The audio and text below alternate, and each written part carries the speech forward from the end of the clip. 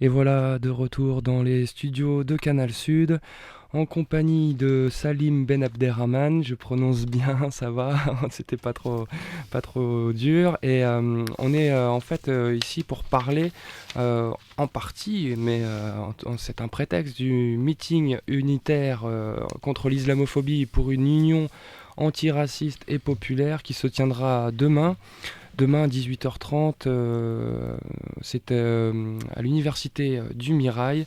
Et donc voilà, on vous en avait parlé déjà ce midi, mais on va en parler un peu plus en détail avec Salim qui est devant moi. Salut Salim. Bonsoir. Bonsoir. Tu es aussi en tout cas en train de lancer un journal qui s'appellera Retour Arabe, un journal toulousain. C'est cela. Et alors déjà, ce meeting, cette conférence, voilà, qu'est-ce que tu peux nous en dire un petit peu plus? Alors la conférence de demain aura lieu au Mirail, Ouais. donc par rapport à ça, pour vraiment dénoncer l'islamophobie Mhm. et en d'autres termes aussi le racisme. Donc il faut savoir que l'islamophobie, on est en plein dedans, malheureusement. Et Malheureusement, c'est aussi suite aux événements qui se sont passés en début janvier, là, exactement qu'on en pareil. parle beaucoup, quoi, et c'est important là aussi. Exactement, donc c'est-à-dire que l'islamophobie c'est quelque chose qui touche comme ça la société et ce qui s'est passé à Paris, tout le monde est concerné, tout le monde est touché par la violence du choc et donc ça se ressent dans une société.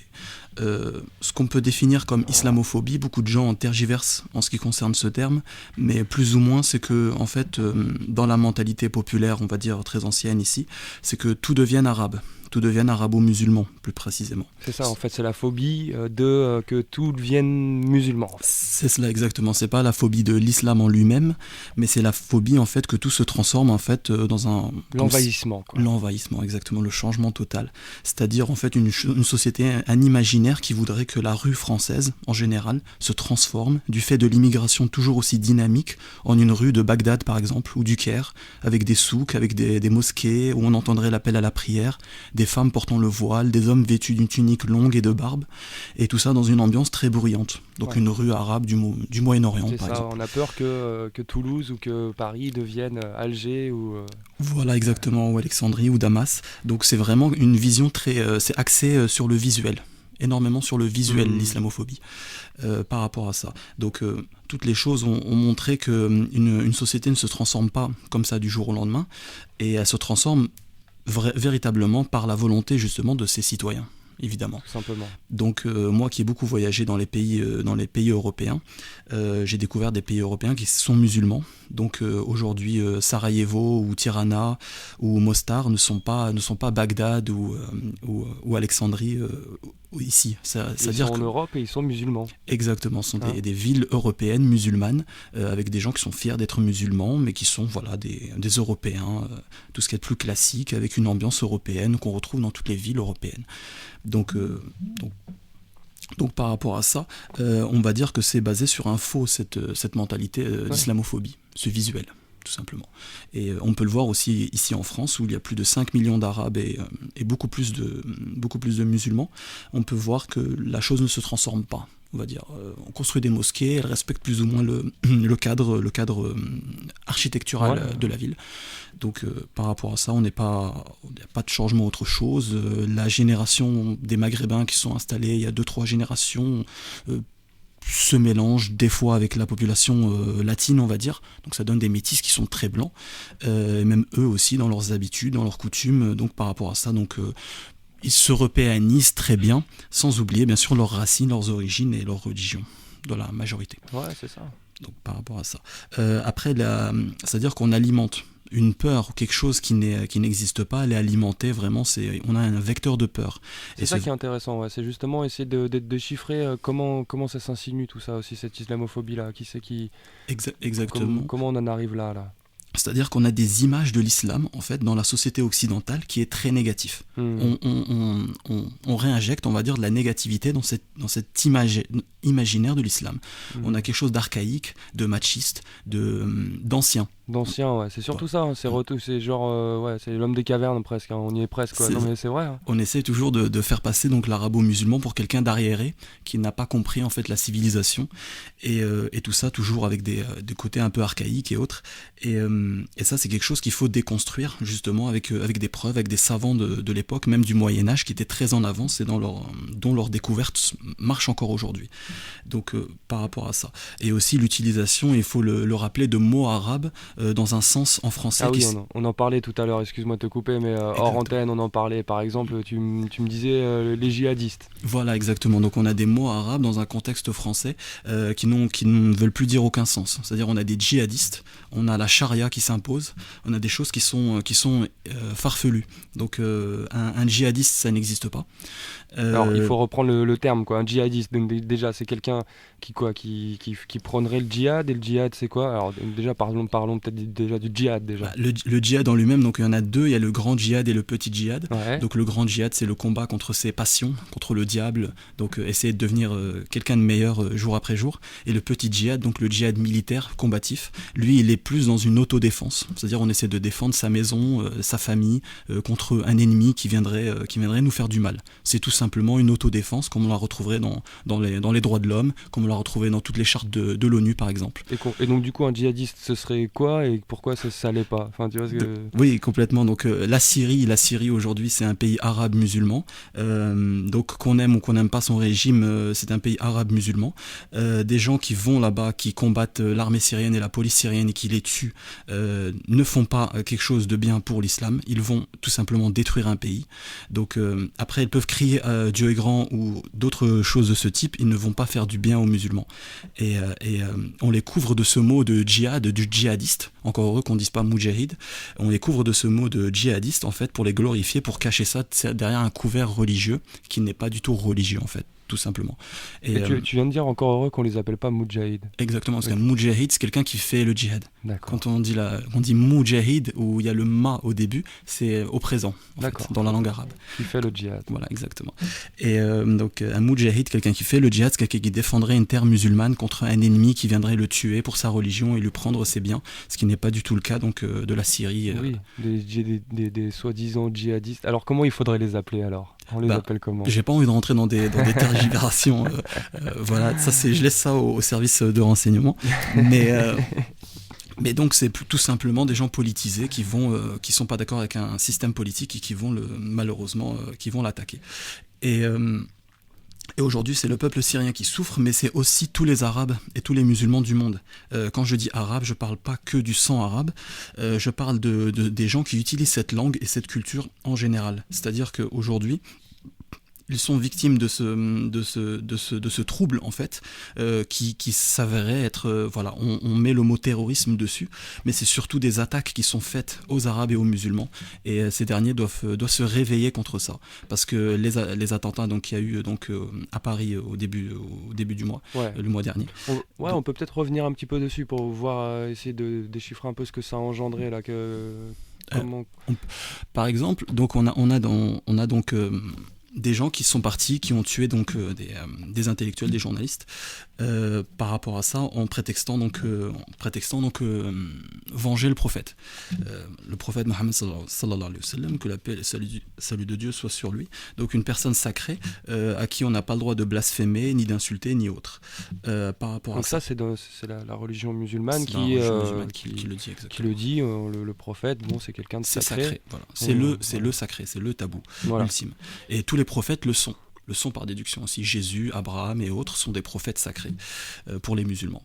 Voilà.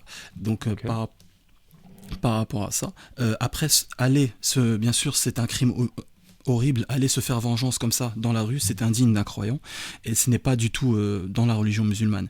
Donc c'est-à-dire que ce qui s'est passé, ça c'est important aussi, enfin mine de rien c'est peut-être débile, hein, mais d'être obligé de le préciser, mais on en est là quoi, on est là à dire que en fait assassiner des gens, c'est pas prôné par la religion musulmane, mais on en vient à dire ça alors que ça paraît être une évidence, quoi. Exactement, exactement. Il n'y a pas de système comme une religion qui prône la violence de ce type.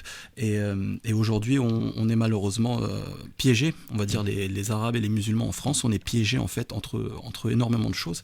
Et c'est comme ça se renferme de plus en plus, c'est-à-dire que d'un côté, donc le blasphème est interdit. Il faut voilà, Charlie Hebdo ne sont pas pour la communauté musulmane des gens appréciables, vu qu'ils ont insulté le prophète des musulmans. Après, voilà, ce qui s'est passé en fait, c'est un crime horrible, mais après, la société entière s'est braquée, ou en tout cas donne cette impression qu'ils se sont braqués en fait derrière comment dirais-je, voilà, derrière le fait, voilà, le slogan "Je suis Charlie", derrière justement cette volonté en fait de défendre, et donc les gens dénoncent le terrorisme, mais ne sont pas forcément Charlie. Donc par rapport à ça, il y a ambiguïté, et c'est malheureux. Donc voilà, c'est quelque chose qui touche majoritairement les arabo-musulmans aujourd'hui, et qui les touche de plus en plus. On avait ici à Toulouse l'affaire Mera, et là celle-ci c'est encore un niveau au-dessus.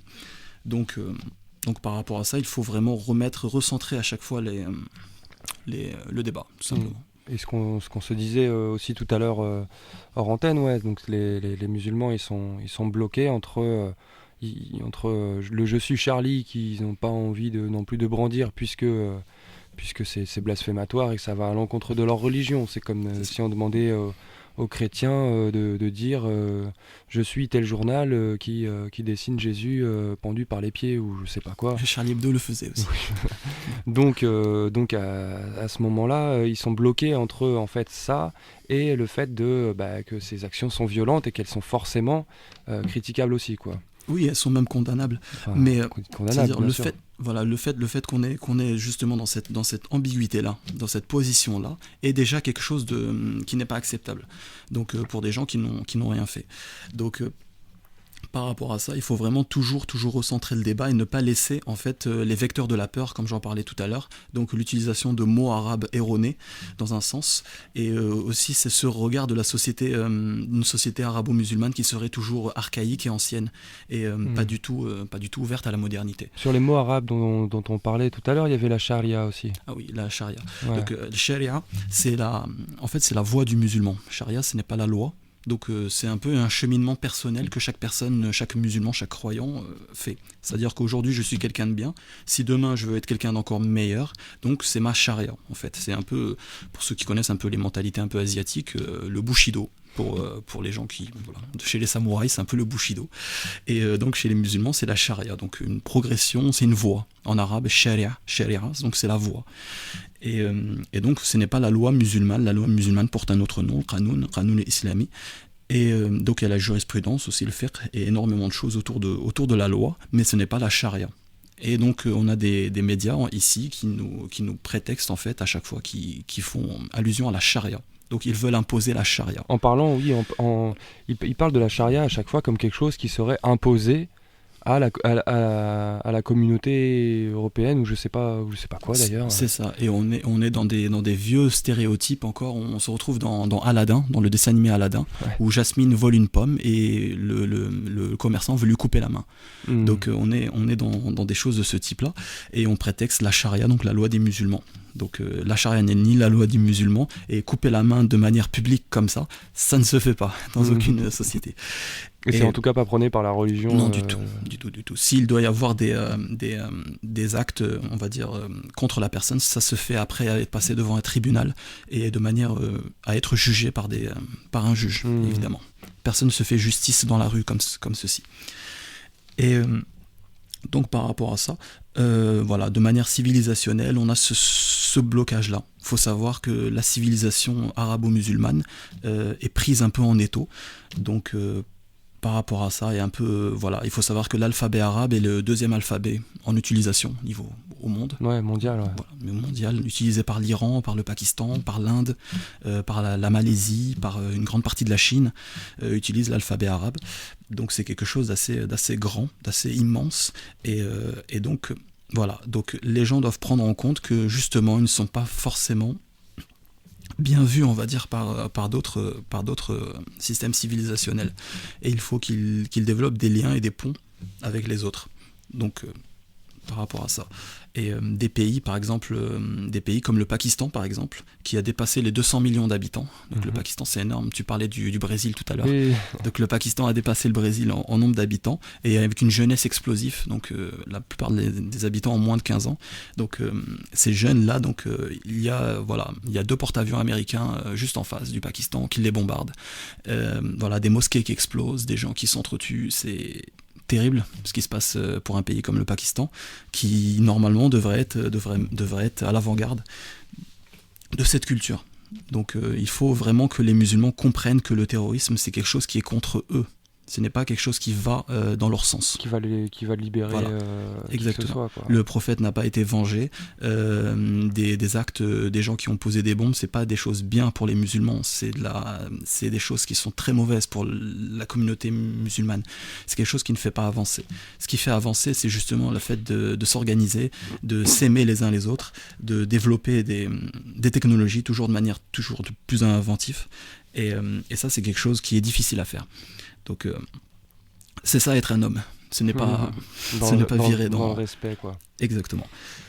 Et donc on peut peut-être en venir justement au journal, non ? Les solutions, peut-être. Avant les solutions, bien sûr, ok, il n'y a pas de problème. Okay. Vas-y. Donc les solutions, parce que toujours on est toujours dans le négatif, c'est triste, mais il faut toujours donner de l'espoir et avancer. Donc les solutions, ça serait que la société française dans son ensemble accepte le mode de vie des musulmans, accepte qu'il y ait des musulmans et ne les stigmatise plus. Donc ne les regarde plus comme des gens étrangers ou bizarres, mais le regarde plus comme des gens normaux, comme des gens qui peuvent avoir des qualités. Et ça, c'est quelque chose qui serait vraiment très très appréciable, je pense, pour tout le monde.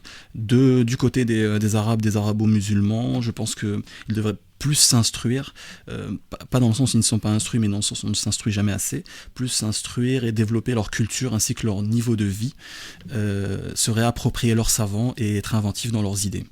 Donc c'est des choses qui sont du l'ordre des grandes lignes, mais qui sont très très importantes. Parce que aujourd'hui on parle, mais il faut en parler parce que c'est beaucoup plus intéressant, c'est ça qui fait évoluer les choses. Oui, et puis c'est important de parler de la culture et de la religion pour mieux la connaître. On parlait de l'ignorance justement, qui était genre vraiment le terreau le plus favorable à la haine Exactement, et voilà, quoi. Exactement. Donc il faut moi je me baladais une fois dans un marché et donc je vais dans le coin religieux un peu et je demande aux gens un peu s'ils ont des livres en arabe.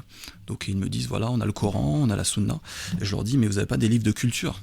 Et là ils m'ont étonné, ils m'ont dit c'est quoi la culture? Carrément. Ouais. Et je leur ai dit la langue arabe elle peut aussi écrire des histoires, écrire beaucoup de choses, et ils m'ont dit non, elle peut écrire que le Coran. Et donc je leur ai dit non, elle peut écrire énormément de choses et il faut se développer à la culture, et les gens ne savent pas qu'il y a une culture arabe, ça existe. Ils en doutent en fait, mais ils ne la sentent pas. Ouais, elle est dure à sentir, quoi. La culture arabe passe beaucoup par la religion, quoi. C'est ça que tu dis en fait. Voilà, exactement. Donc il y a un prisme religieux qui est imposé comme ça par les gens eux-mêmes. Donc voilà, donc je citerai Edward Said qui disait qu'il n'y a pas de clash de civilisation, mais il y a un clash des ignorances. Donc c'est intéressant. Voilà. Bon, alors venons-en du coup au journal que tu veux créer, du coup, qui est dans les tiroirs en fait là. Exactement. Donc il se crée petit à petit ce journal qui va s'appeler Retour Arabe, Rujou Arabi. Et donc ce dernier aura pour but de montrer la culture arabe, de la faire découvrir aux gens et de ramener les gens autour d'elle. La culture, il faut savoir que la culture c'est quelque chose qui apaise les gens.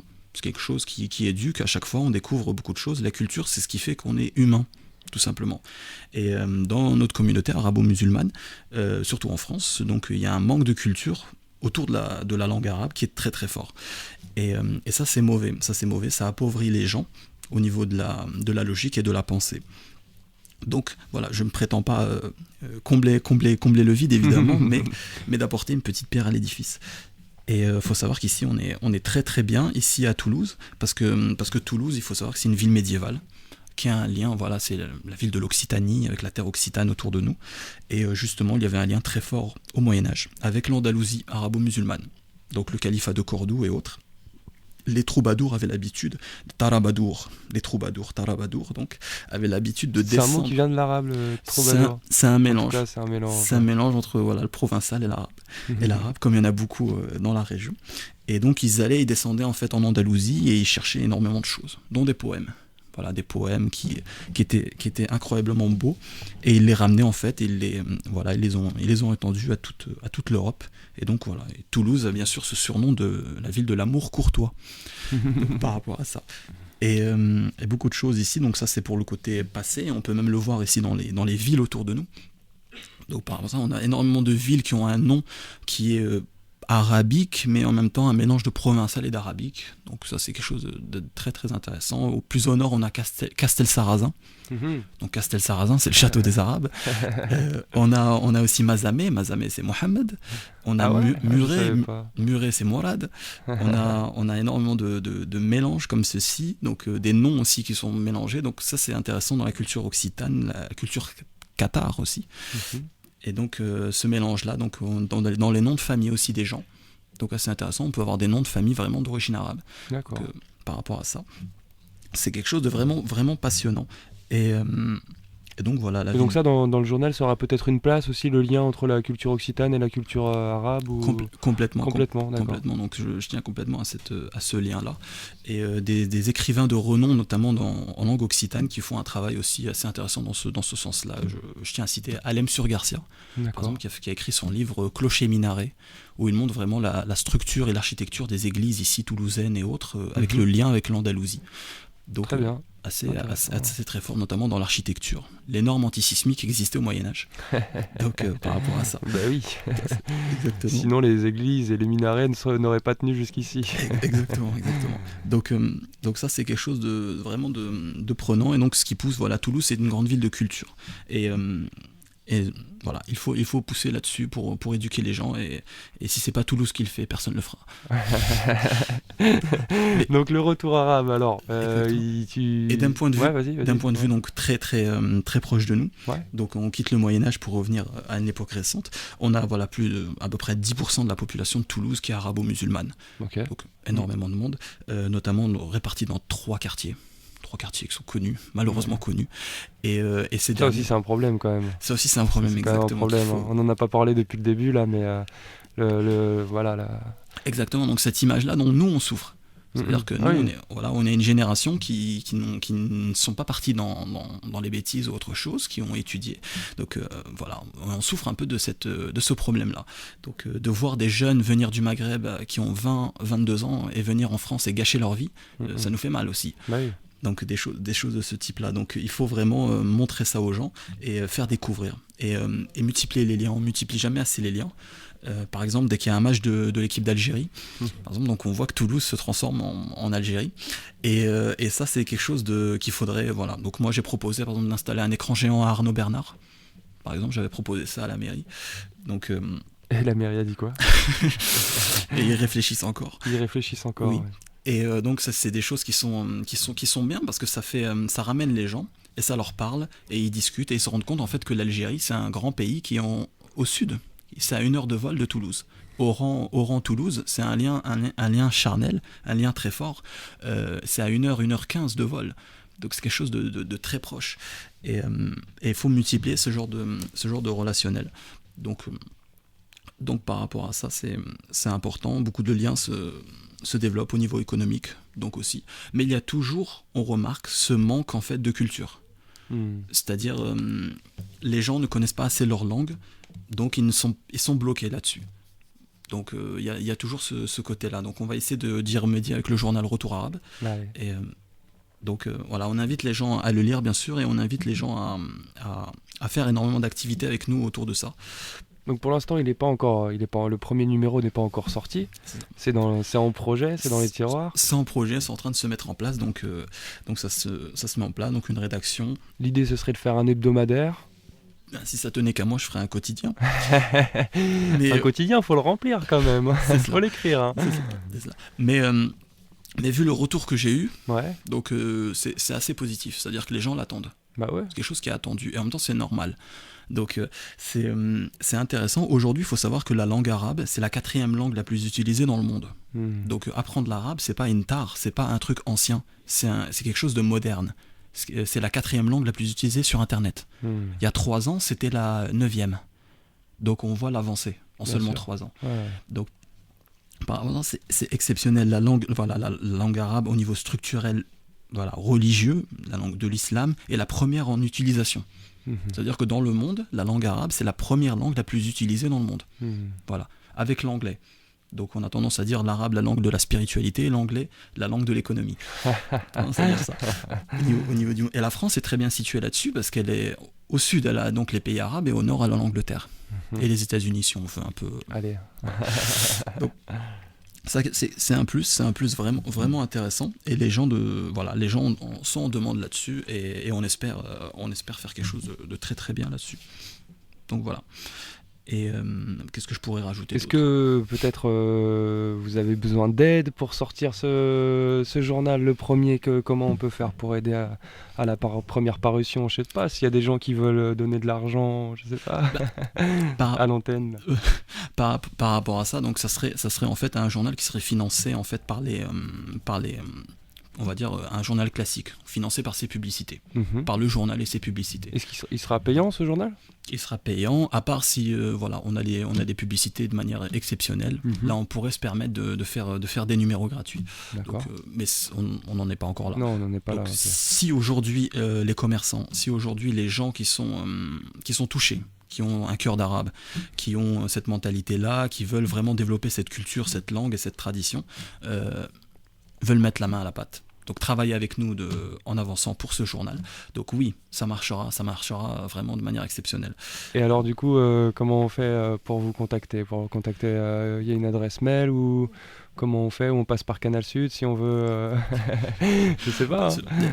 Par Canal Sud qui ont nos coordonnées, bien sûr. Voilà. Bah, si vous voulez, si vous souhaitez filer un coup de main pour le journal Le Retour Arabe, vous appelez Canal Sud, vous nous envoyez un mail, canalsud31@wanadoo.fr, ou sinon le numéro de téléphone 05 61 53 36 95. On transmettra, on a les coordonnées, il n'y a pas de problème. Mais sinon, j'étais tombé peut-être sur un blog ou quelque chose comme ça, non? Alors c'était un ancien blog. Un ancien qui blog était hébergé par Overblog. D'accord. Qui est une grande station de blog européenne, basée à Toulouse. D'accord. Une entreprise toulousaine. Donc là, on est en train de passer sur WordPress. D'accord. Donc prochainement, il y aura des infos sur le net aussi. Exactement. Un blog qui se transformera en site internet. Et après, donc voilà, le site internet grossira. Et ce dernier, le journal, sera sur papier. Donc ça, j'y tiens, qu'il soit sur papier. Ouais, c'est important. Exactement. Ouais. Donc voilà, au niveau des distributions, il sera dans certains points de vente. Voilà, et on pourra le trouver aussi dans certains. J'ai aussi quelques liens avec des librairies. Ombre Blanche, par exemple, qui font un très très bon travail au niveau interculturel. D'accord. Donc c'est des choses très intéressantes là-dessus. Donc voilà, d'ici 1 ou 2 mois, le projet prendra vraiment forme. Eh ben très bien, on espère voir bientôt le journal en format papier. On rappelle quand même demain, il y a un grand meeting unitaire pour une union antiraciste et populaire contre l'islamophobie.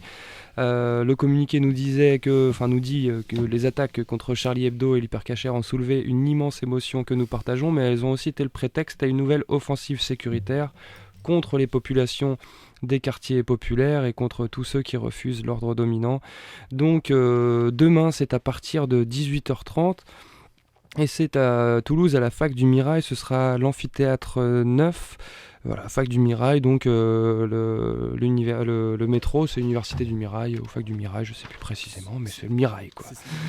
Voilà, et merci beaucoup, Salim Ben Abderrahman. Merci d'avoir répondu à l'invitation, et puis vous nous tiendrez au courant pour les suites du journal. Avec plaisir, avec d'autres émissions, on espère. Voilà, merci beaucoup.